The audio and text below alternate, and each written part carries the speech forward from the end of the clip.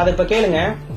Hello hello sir, good morning sir. Sriram கேஸ்ல இருந்து call பண்ணியிருக்கோங்க சார், வடமதுரை என்ஜிஓ காலனில இருந்து. சொல்லுங்க.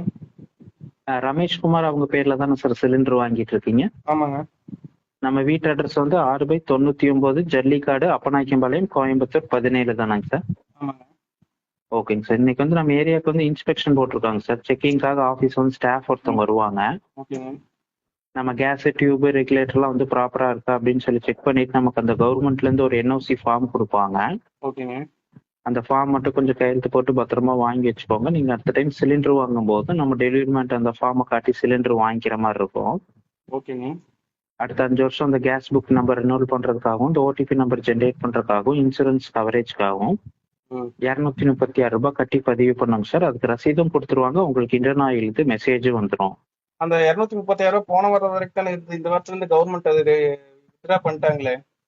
என்னங்க சார்? நான் பாலிமர் ரிப்போர்ட்டருங்க. ஓகேங்க சார்.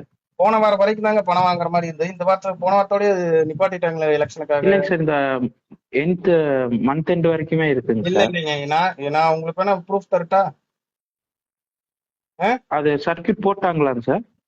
உங்க அது கூட தெரியும் எப்படிங்க ஏஜென்சி வச்சு நடத்திட்டு இருக்கீங்க? நான் வேணா இப்ப நான் பாலிமர் ரிப்போர்ட்னு சொல்றேன். நான் இப்ப இதை வச்சு ஒரு செய்தி போட்டேன்னா உங்க ஏஜென்சி தான் க்ளோஸ் ஆகும். பரவாயில்லையா சார்? எங்களுக்கு கொடுத்த தகவல் தாங்க சார். எங்களுக்கு வந்து இந்த ஓனர்கிட்டயே இதுகிட்டே கேளுங்க. போன வாரம் வரைக்கும் வசூல் பண்ணிட்டு இருக்கு சொல்லி கவர்மெண்ட் இருந்தது. ஆர்டர் போட்டாச்சு. யார்கிட்டயும் வாங்க கூட ஃப்ரீ ஆஃப் காஸ்ட்ல செய்ய சொல்லி ஆர்டர் போட்டிருக்காங்க. நீங்க தெரியாம ஓனர்ட்ட கேட்டுட்டு நான் கூப்பிடுறேங்க சார். கேட்டு கூப்பிடுங்க. நான் ரிப்போர்ட்டர் தான் பேசுறேன். நான் இது தகவல் போன வாரத்தோட இது பண்ணியாச்சுங்க. சரி, ஓகேங்க சார். எங்களுக்கு தெரியல. நான் ஓனர்ட்ட கேட்டுட்டு நான் உங்களுக்கு கூப்பிடுறேன் சார். கூப்பிடுங்க. Okay sir, thank you sir.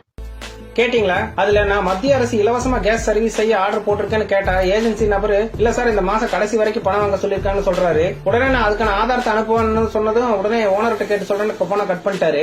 ரொம்ப நேரம் அவர் கூப்பிடல. திரும்ப நானே ஏஜென்சிக்கு கால் பண்ணி பேசினேன். அதை கேளுங்க. ஹலோ, பாலிமர் ரிப்போர்ட்டருங்க. சார் சொல்லுங்க சார். கேட்டு சொல்றேன். நீங்க அதான் சார் இருக்குங்களாமாங்க சார், பண்ணக்கூடாதுன்னு தான் சொன்னாரு. அப்ப நீங்க இத்தனை நாளா இப்படி ஒரு வாரமா வசூல் பண்ணிட்டு எல்லா பக்கமே? ஒரு வாரமா இல்லைங்க சார்.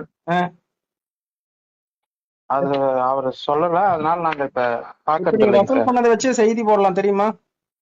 இப்ப பண்றது இல்லைங்க சார். அது இப்ப நீங்க இப்ப ஏன்னா எனக்கு மட்டும் இல்லாம இங்க அப்பநாயகத்தில் 2-3 பேத்துக்கு நீங்க கால் பண்ணிருக்கீங்க.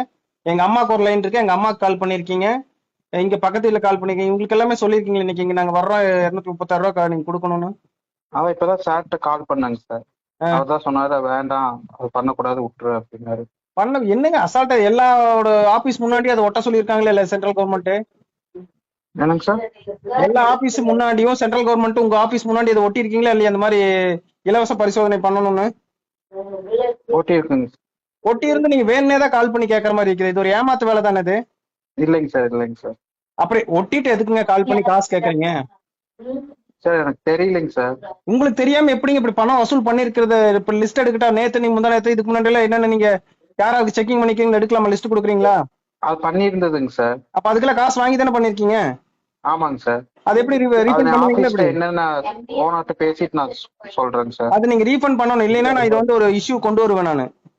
ஓகேங்க சார். கேட்டீங்களா? இப்ப பாத்தீங்களா, தெரிஞ்சுதா இப்ப அவங்க எப்படி பணத்தை வசூல் பண்ணிட்டு இருக்காங்கன்னு? நம்ம மக்களும் அறியாமையில பயத்துல பணம் கொடுத்துட்டு இருக்காங்க. இந்த வீடியோ பாக்குறவங்க இனிமேலாவது யாராவது கேஸ் ஏஜென்சில இருந்து கூப்பிடுறேன் பணம் தாங்கன்னு சொன்னாங்கன்னா தந்துராதீங்க. மத்திய அரசு இலவசமா செய்ய சொல்லி ஆர்டர் போட்டிருக்காங்க. அதே போல ஏற்கனவே கடந்த 10 நாளுக்குள்ள பணம் கொடுத்திருந்தீங்கன்னா ஏஜென்சிக்கு போய் திரும்ப வாங்கிடுங்க. கொடுக்கலைன்னா புகார் கொடுங்க. இந்த வீடியோ எல்லாருக்கும் ஷேர் பண்ணி விடுங்க, விழிப்புணர்வா இருக்கட்டும். அதே போல அந்த ஏஜென்சிக்காரங்க தெரிஞ்சே தப்பு பண்ணியிருந்தா உரிய